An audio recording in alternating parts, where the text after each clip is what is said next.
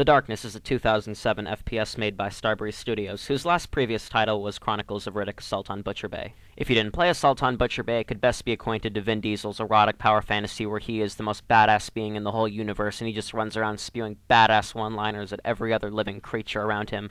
This is actually pretty disappointing because the first Riddick movie, Pitch Black, wasn't all that bad. Vin Diesel's character, that would be Riddick for those of you who don't know yet, was actually kind of a good character. He had genuine human flaws, he was relatable, you know, all those things that us humans have that are so uninteresting when compared to Vin Diesel running around spewing badass one-liners. I mean, after all, what would you rather have? A compelling character who makes you feel emotion, or you'd like to see a movie star running around making billions of dollars just spewing badass one-liners?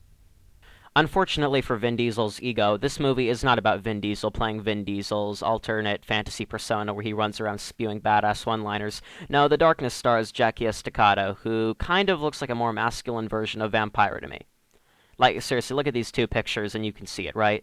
Like, I'm not the only one. Anyway, the game begins with Vampira, the Count in Sesame Street, and Gene Wilder portraying Frankenstein in a car. Wait, you actually just scratch out this little bit here. So the game begins with Jackie and his mobster buddies just driving around, talking about normal stuff like cars, guns, Jackie's 21st birthday, which is today, and how the dawn of the franchise crime family will kill them. By the way, personally playing the game seemed kind of too busy to explain itself, so I'll just go ahead and explain the plot on the game's behalf. Jackie is a mobster, and that his Uncle Polly is also the Don of the franchise crime family, and apparently they had a job to do, but Jackie got drunk, or he was asleep or something, and then they screwed it up, and now Polly's going to kill them, or something like that, I don't know. Anyhow, while Vampira and company are driving around, a bunch of people start shooting at them, and in case you're wondering, no, I have no idea why this started happening. I guess the game realized that the exposition wasn't going so good. What this game needed was a hearty dose of action, or something. So in retaliation, one of Jackie's mobster buddies gives him a shotgun. So Jackie does as all people with no survival instinct do, and slowly loads the shell to the gun at about a rate of 30 seconds to load one shell.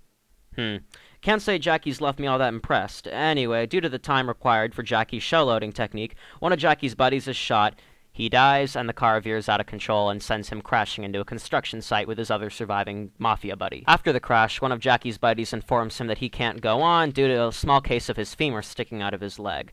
So, he decides to give Jackie some guns because, you know, he handled the last one he was given so well, you know, by getting his friend shot and having their car veer out of control. Anyway, Jackie sets off alone. Now, if Jackie's shell-loading technique implied that he had zero survival instinct, then his running speed implies that he has absolutely no idea what's going on and he probably has Alzheimer's or something. His maximum speed is somewhere between a light walk and a brisk jog, which might be fine in a game that doesn't require that you keep running around to avoid getting shot at. Unfortunately, that's kind of all that happens in this game. I mean, you think with the Mafia after you, and cops trying to gun you down, and supernatural forces beyond the veil of time and space waking up inside of your mind, that Jackie might be in a hurry.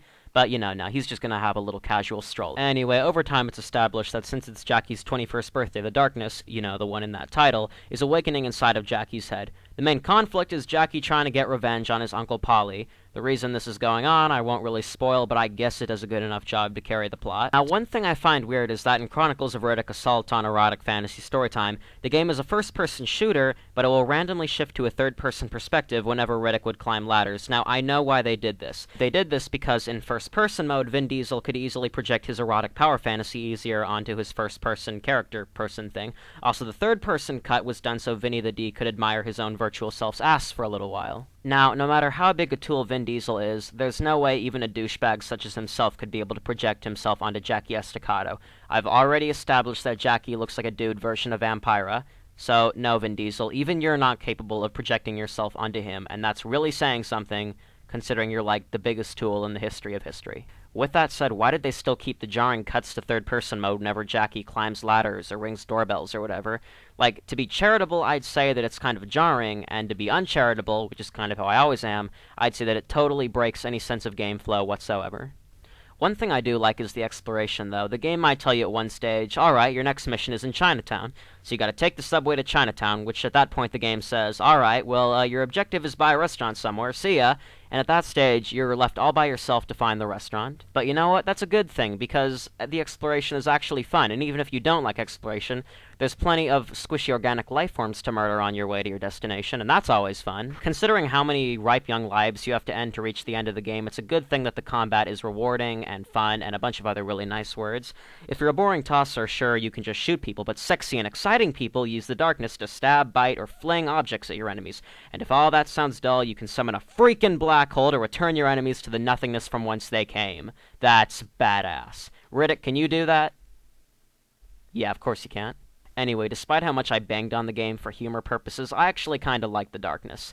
The gameplay's solid, and the story actually is above the usual standard for these things, even if the main character does look like Vampira. Not to mention that you could buy it used at GameStop for like $5, so yeah, at the end of the day, the darkness is worth more than 20 gumballs, which you all paid a quarter each for. Also, I refuse to take back any bad things I said about Cartoon Network last week. Have a good night, folks.